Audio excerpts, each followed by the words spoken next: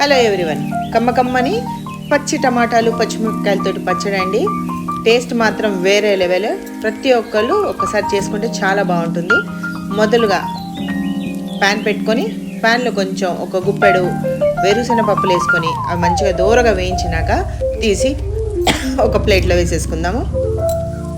పొట్టు తీయాల్సిన అవసరం లేదండి, పొట్టుతో వేస్తేనే బాగుంటుంది. ఇప్పుడు అదే ప్యాన్లో కొంచెం నూనె వేసుకొని దాంట్లో ధనియాలు అలానే పచ్చిమిరపకాయలు, మనకి కారం తగ్గట్టు పచ్చిమిరపకాయలు వేసుకొని మంచిగా దూరగా వేయించేసుకొని, ఇప్పుడు చూడండి వేగినాయి కదా, ఇదే ప్యాన్లో మనం ముందుగా ఫ్రై చేసి పెట్టుకున్న వేరుశెనగపప్పు కూడా వేసుకొని ఒక మారు కలియబెట్టేసి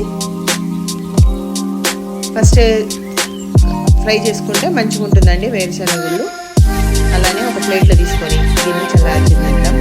ఈ లోపల అదే ప్యాన్లో పచ్చి టమాటాలు చూశారు కదా, ఈ పచ్చి టమాటాలు అక్క వాళ్ళ ఇంటికి వెళ్ళినప్పుడు తీసుకొచ్చుకున్నానండి. పచ్చి టమాటాలు మార్కెట్లో కూడా దొరుకుతాయి, ఉంటే మాత్రం తప్పకుండా తీసుకోండి.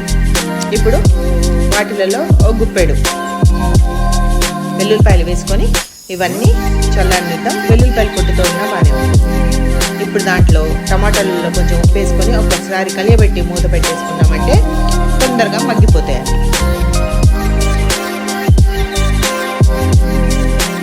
ఒక 5 నిమిషాల పాటు మూత తీసేసాక చూసారు కదా, కొంచెము నీళ్లు ఉన్నాయి. అట్లనే దానికి తగ్గట్టు 2-3 రెమ్మలు చింతపండు వేసుకొని అవి మొత్తం నీరు ఇంకిపోయేంత వరకు దగ్గరుండి ఫ్రై చేసుకున్నాం. అంటే నీరు ఇంకిపోయింది, అలానే టమాటాలు కూడా ఉడికిపోయినాయి. ఇట్లా చేస్తే పైన పొట్టు ఇట్లా అయిందంటే అది ఉడికిపోయినట్టేనండి. ఇప్పుడు ఇవి మిక్సర్ జార్లో అవన్నీ వేసుకొని చల్లగైనవన్నీ వేసుకొని కచ్చపచ్చ దంచుకోవాలి.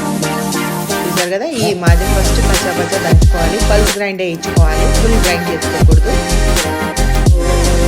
రోట్లో రుబ్బినట్టు ఉంటుంది. ఇప్పుడు ఈ టమాటాలు కూడా వేసేసుకోవాలి. కంటిన్యూస్గా గ్రైండ్ చేస్తుందండి. ఈ టమాటాలు వేసాక దీన్ని కూడా పల్స్ గ్రైండ్ వేయించుకోవాలి. ఇట్లా పల్స్ గ్రైండ్లో ఇస్తే ఏంటంటే మనకి రోట్లో నూరినట్టు కొంచెం బరకగా ఉంటుంది. కాబట్టి మనము దీన్ని కూడా పల్స్ గ్రైండ్ చేసుకున్నాం. చూసారు కదా, పల్స్ గ్రైండ్ చేసుకున్నాను. మనకి వేసిన పప్పులు అవన్నీ కొంచెం పలుకుగానే ఉన్నాయండి.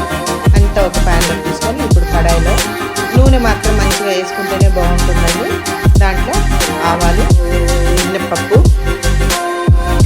అలానే కరివేపాకు, ఎండుమిరపకాయలు పోపులోకి, అలానే ఒక చిన్న స్పూన్ పసుపు వేసి దూరగా, దీంట్లో వెల్లుల్లిపాయలు ఇష్టం ఉండేటోళ్ళు వెల్లుల్లిపాయలు వేసుకోవచ్చండి. నేను పచ్చళ్ళలోనే వేసాను కాబట్టి అది పచ్చి వెల్లుల్లిపాయలు వేసాను కాబట్టి దీంట్లో వేసుకోలేను. ఆ పోపు అంతా దీన్ని కలిపేసుకోండి. అద్దరిపోయే టమాటా పచ్చడి రెడీ.